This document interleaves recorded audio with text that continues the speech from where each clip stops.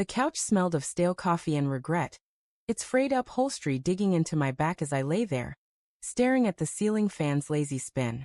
It was 2:17 a.m., and the living room was a graveyard of silence, broken only by the distant hum of the refrigerator. Upstairs, my wife Clara slept in our bed, though it hadn't felt like ours in months. Her ultimatum still burned in my ears. If you can't trust me, Michael, sleep down here. Trust. The word felt like a blade, sharp and slippery, cutting deeper the more I turned it over in my mind. I didn't know then that trust was a house of cards, and hers was already collapsing.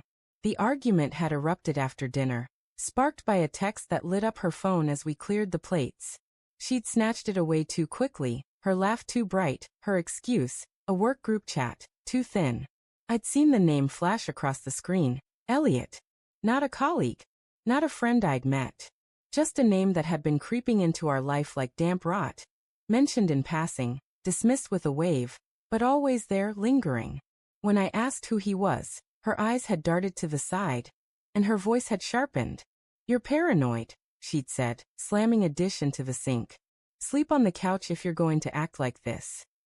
So here I was, banished, my heart a tangle of doubt and dread, wondering when my wife had become a stranger. Morning brought no clarity. The kitchen smelled of burnt toast, and Clara was already dressed, her heels clicking on the hardwood as she poured coffee into a travel mug. I'm late, she said, not meeting my eyes. Her perfume, jasmine, sharp and sweet, hung in the air like a ghost. I wanted to grab her wrist, to demand answers, but the words stuck in my throat. Instead, I muttered, "We need to talk tonight." She nodded, barely, and was gone. The door's slam echoed in my chest, a hollow sound that matched the ache spreading there. I worked from home that day, my laptop open to spreadsheets I couldn't focus on. My mind kept replaying the past few months. Clara's late nights at the office, her phone always face down, her sudden need for space. Small things, easily explained, until they weren't. I found myself scrolling through our shared cloud photos, something I hadn't done in years. There she was, smiling at a company retreat, her arm around a man I didn't recognize. Tall, broad-shouldered, his hand resting too comfortably on her waist.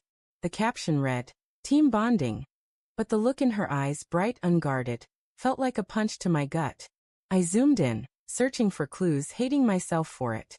Was this Elliot? Was I losing my mind? By evening, the house felt like a pressure cooker. Clara came home at 9, her face flushed, her hair slightly mussed. "Long day," she said, kicking off her shoes. I stood in the kitchen doorway, arms crossed, my pulse thudding in my temples. "Who's Elliot?" I asked, my voice low but steady. Her shoulders stiffened, and for a split second, her eyes betrayed her, wide caught, before narrowing into defiance. "I told you he's from work. Why are you doing this?" Her tone was sharp, but there was a tremor beneath it, a crack in her armor. I stepped closer, my voice dropping to a whisper. "Because you're lying to me." The fight that followed was a storm of accusations and denials. She called me controlling. I called her distant. She swore Elliot was just a friend, but her words felt rehearsed, her gestures too practiced. When I mentioned the photo, her face paled and she stammered, "It's not what you think." But she couldn't explain what it was. The air between us crackled with unspoken truths, and I felt the ground shifting beneath me, the foundation of our marriage crumbling. "I need air," I said, grabbing my keys, leaving her standing in the kitchen, her hands trembling. I drove aimlessly, the city lights blurring through the windshield. My mind churned with memories. Clara's laugh on our wedding day, the way she'd curl into me during thunderstorms, the promises we'd made. Had they all been lies? Or was I the fool, seeing betrayal where there was none? I pulled into a gas station, the fluorescent lights harsh against the night, and checked my phone. A notification from our shared bank account. A hotel charge, 2 weeks ago, in a city she'd never mentioned visiting. My stomach twisted. I called her. No answer. I texted, "We're done unless you tell me the truth." No reply. Back home, the house was dark, but Clara was awake, sitting on the couch, her face streaked with tears. "I didn't want this," she whispered as I walked in. My heart wanted to soften, but my anger was a live wire. Didn't want what? I asked, my voice cold. She looked up, her eyes raw, and said, I made a mistake. The words hung there, heavy, undeniable. She told me about Elliot, her coworker, her confidant, her mistake. A late-night drink after a project, a moment of weakness, a line crossed. It was once, she said, her voice breaking.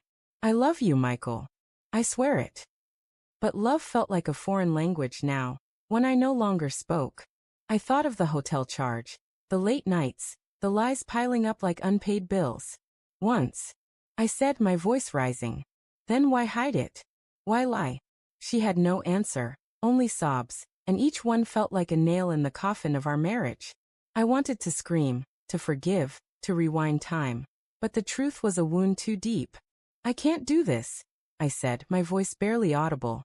I pulled out the divorce papers I'd printed weeks ago, when the doubts first became unbearable, and slid them across the table. Sign. Clara stared at the papers, her hands shaking. Please, she whispered, we can fix this.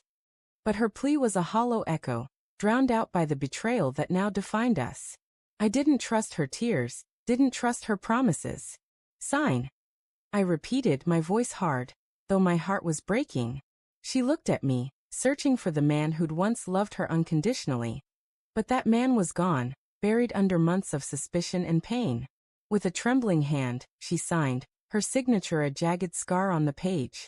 She left that night, her suitcase wheels scraping the driveway as she walked away. The house was silent again, but it wasn't the silence of peace. It was the silence of something shattered.